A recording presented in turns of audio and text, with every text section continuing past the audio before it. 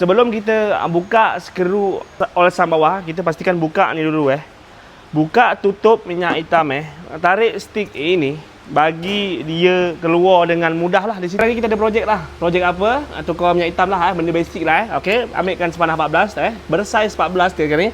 Kita buka skru di bawah ni Cara dia buka senang je. Okey, kita pegangkan satu tangan di sini, ketukkan sahaja. Okey, jangan kita tarik, jangan kita sentap, takut los. Anu slow-slow.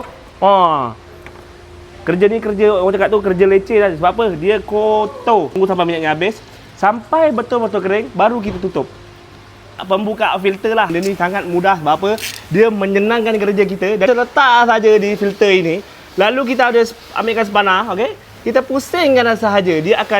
Kita pusing, dia akan menyepit lah benda tu. Tak keluar, kita akan tandah lah. Selesai kita buang segala minyak-minyak kotor yang ada. Jadi sekarang ni minyak pun dah tak nak keluar dah.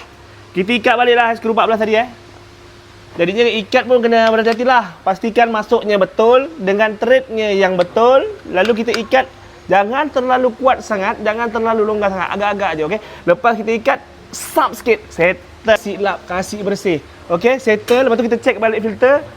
Filter ketat, okey dah. Kita pastikan minyak ni kita pakai 3,5 je, dah settle, okey. Papa Roger.